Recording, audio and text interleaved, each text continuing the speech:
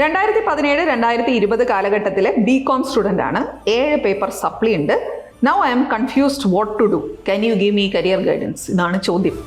2017-2020 കാലഘട്ടത്തിൽ 7 പേപ്പർ സപ്ലി ഇപ്പോഴും നിലനിൽക്കുന്നു. എന്നിട്ട് ഇങ്ങനെ ഒരു ജനറൽ പ്ലാറ്റ്ഫോമിൽ വന്നിട്ട് കരിയർ ഗൈഡൻസ് തരാമോ എന്ന് ചോദിച്ചാൽ ഞാൻ എന്ത് ഉത്തരമാണ് തരേണ്ടത്?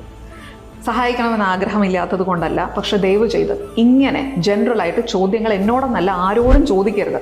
നിങ്ങളിപ്പോൾ നിങ്ങൾക്ക് അറിയുന്ന ഏതെങ്കിലും ഒരു ആളോട്, അത് നിങ്ങളുടെ ഗുരുസ്ഥാനത്ത് നിൽക്കുന്ന ഒരാളായിരിക്കാം, അല്ലെങ്കിൽ നിങ്ങളുടെ റിലേറ്റീവ് ആയിരിക്കാം, ഹൂവർ ഇറ്റ് ഇസ്, നിങ്ങൾ ആ വ്യക്തിയോട് ചെന്നിട്ട് പറയാണ്, ഞാനിതുപോലെ ഇങ്ങനെ 7 സപ്ലി ഉണ്ട്, ഇപ്പോൾ 2020 കഴിഞ്ഞതാണ്, ഇനി എനിക്കൊരു എന്താ ചെയ്യേണ്ടതെന്നൊന്ന് പറഞ്ഞുതരൂ എന്ന് ജനറലായിട്ടൊരു ക്വസ്റ്റ്യൻ ഈ സ്റ്റേറ്റ്മെൻറ്റ് മാത്രം പറഞ്ഞുകൊണ്ട് ചോദിച്ചാൽ ആർക്കും നിങ്ങൾ ഗൈഡ് ചെയ്യാൻ പറ്റില്ല. ഇത് ഗൈഡ് ചെയ്യാൻ സാധിക്കണമെങ്കിൽ എന്തുകൊണ്ടാണ് ഈ 2017-20 കാലഘട്ടത്തിൽ പഠിച്ച് ഈ 7 പേപ്പർ സപ്ലി ഉണ്ടായതെന്ന് നമുക്ക് മനസ്സിലാവണം. അത് ഒരുപക്ഷെ ഉഴപ്പി നടന്നതുകൊണ്ടായിരിക്കാം, ഒരുപക്ഷെ റോങ് ചോയ്സ് എടുത്തത് കൊണ്ടായിരിക്കാം സംഭവിച്ചത്, ചിലപ്പോൾ മറ്റെന്തെങ്കിലും കാരണം കൊണ്ടായിരിക്കാം. ഈ കാര്യത്തിലൊക്കെ നമുക്ക് ക്ലാരിറ്റി വേണം. 2020 മുതൽ 2026 വരെയുള്ള ഈ കാലഘട്ടത്തിൽ എന്ത് ചെയ്തു, ആ കാര്യത്തിന് ക്ലാരിറ്റി വേണം.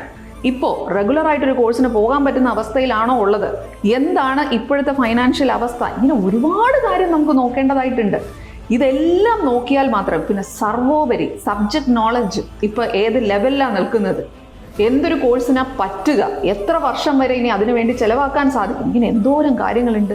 ഇതെല്ലാം മനസ്സിലായാൽ മാത്രമല്ലേ ഒരാൾക്ക് കൃത്യമായിട്ട് കരിയർ ഗൈഡൻസ് നൽകാൻ പറ്റുള്ളൂ. അപ്പോൾ എൻ്റെ അടുത്ത് വന്നില്ലെങ്കിൽ ഒരു കുഴപ്പമില്ല. ഇത് ഹെൽപ്പ് ചെയ്യാൻ പറ്റുന്ന, പ്രോപ്പർലി ഗൈഡ് ചെയ്യാൻ പറ്റുന്ന ഒരാളുടെ അടുത്ത് പോയി ഈ കാര്യങ്ങൾ മനസ്സിലാക്കിയിട്ട് വേണം ഇനി സമയവും പൈസയും ചിലവഴിക്കാൻ.